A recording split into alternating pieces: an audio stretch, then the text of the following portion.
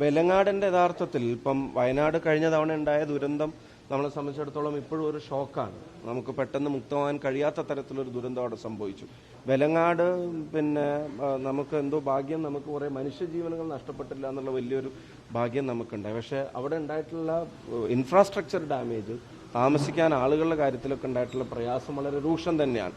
അപ്പോൾ അത് കഴിഞ്ഞ 2 വർഷക്കാലം വേണ്ട രീതിയിൽ അഡ്രസ്സ് ചെയ്യപ്പെട്ടിരുന്നില്ല എന്നുള്ളത് ഒരു വസ്തുതയാണ്. പക്ഷേ ഇപ്പോൾ കഴിഞ്ഞ ബജറ്റിൽ ഒരു തുക, ഒരു പാക്കേജ് വെലങ്ങാടിന് വേണ്ടി പ്രഖ്യാപിച്ചിട്ടുണ്ട്. അതിന് അലോട്ട് ചെയ്ത തുക ഇപ്പോൾ ചെറുതാണെങ്കിൽ പോലും അതിൻ്റെ മൊത്തം എസ്റ്റിമേറ്റും കാര്യങ്ങളും എടുത്ത് അത് മൂവ് ചെയ്യുമ്പോൾ വെലങ്ങാടിന് വേണ്ടതൊരു സമഗ്ര പാക്കേജ് ആണ് എന്നുള്ളത് മന്ത്രിസഭയുടെ മുമ്പിൽ ശ്രദ്ധയപ്പെടുത്തിയിട്ടുണ്ട്. അത് അവർ MLA ഉൾപ്പെടെയുള്ള ആളുകൾ അതിനുവേണ്ടി മുഖ്യമന്ത്രിയെ പലതവണ കണ്ടിട്ടുണ്ട്.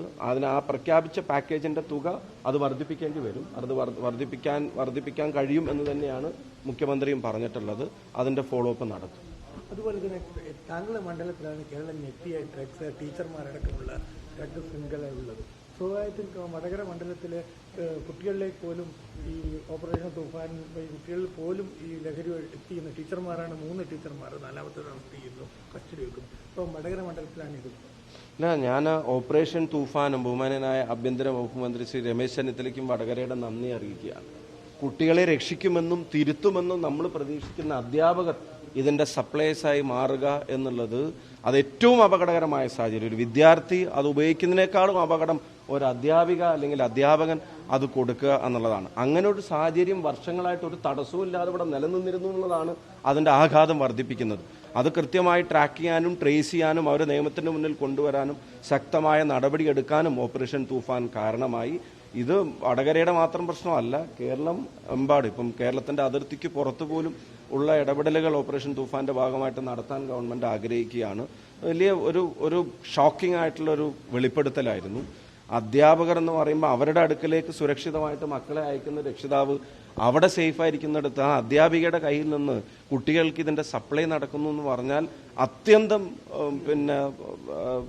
ഷോക്കിംഗ് ആയിട്ടുള്ള ഒരു വെളിപ്പെടുത്തലായിരുന്നു. പക്ഷെ അത് കണ്ടെത്തിയതിന് ഓപ്പറേഷൻ തൂഫാനും അതിന് നേതൃത്വം നൽകുന്ന ആഭ്യന്തര വകുപ്പ് മന്ത്രിക്കും നന്ദി പറയുന്നു. മാതൃകാപരമായ ശിക്ഷാ നടപടികൾ അവർക്കെതിരെ സ്വീകരിക്കണം. അവരൊന്നും ഇനി കുട്ടികളെ പഠിപ്പിക്കേണ്ടവരാണ് എന്ന് ഞാൻ വിശ്വസിക്കുന്നില്ല. മന്ത്രിസഭ അധികാരം വേണ്ടിയിട്ട് ഇപ്പം 3 മാസമായി. KPCC പ്രസിഡന്റ് മന്ത്രിയായി. എന്ന് KPCC പുനഃസംഘടന ഉണ്ടാകും, വർക്കിംഗ് പ്രസിഡന്റ് അല്ല, അത് എന്നെക്കാളും കോമ്പീറ്റന്റ് ആയിട്ടുള്ള ആളുകൾ പറയേണ്ട കാര്യമല്ലേ. ഞാനിപ്പോൾ എൻ്റെ വടകരയുടെ ദേശീയപാത പ്രശ്നങ്ങളൊക്കെ ഇപ്പോൾ പറഞ്ഞതില്ലാതായി പോകും. അതിനെപ്പറ്റിയൊക്കെ ഞാൻ പറഞ്ഞു. അപ്പോൾ മറ്റേ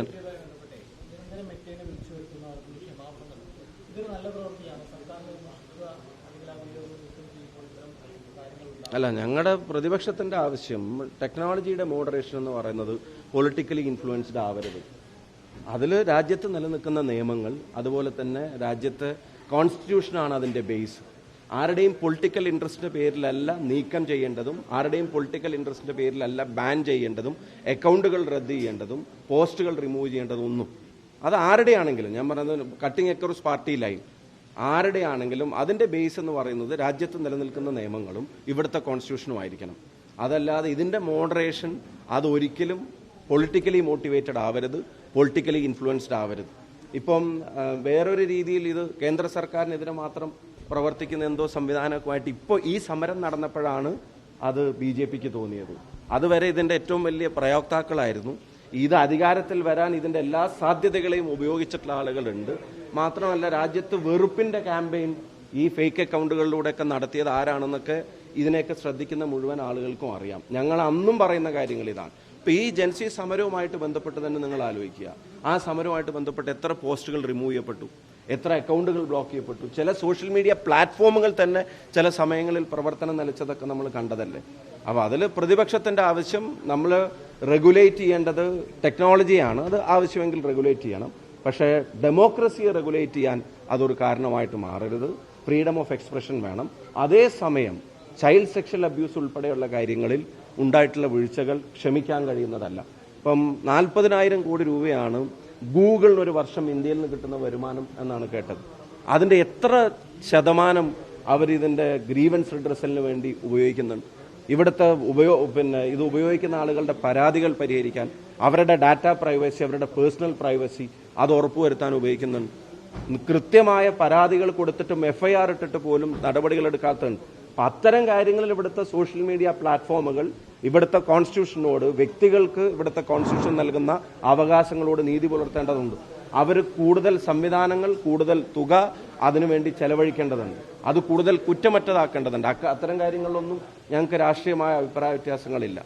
പക്ഷേ ഇത് ആവർത്തിച്ച് ഞാൻ പറയുന്നു, ഒരു കണ്ടന്റ് റിമൂവ് ചെയ്യപ്പെടുന്നതും ഒരു കണ്ടന്റ് ആഡ് ചെയ്യപ്പെടുന്നതും അതിന്റെ അൽഗോരിതമൊക്കെ ആയിട്ട് ബന്ധപ്പെട്ട കാര്യങ്ങളിൽ ഗവൺമെന്റ് ഇൻഫ്ലുവൻസോ പൊളിറ്റിക്കൽ ഇൻഫ്ലുവൻസോ അല്ല വേണ്ടത് എന്നുള്ള കാര്യത്തിൽ ഞങ്ങൾക്ക് കൃത്യമായിട്ടുള്ള അഭിപ്രായമുണ്ട്. അത്യാവശ്യമായി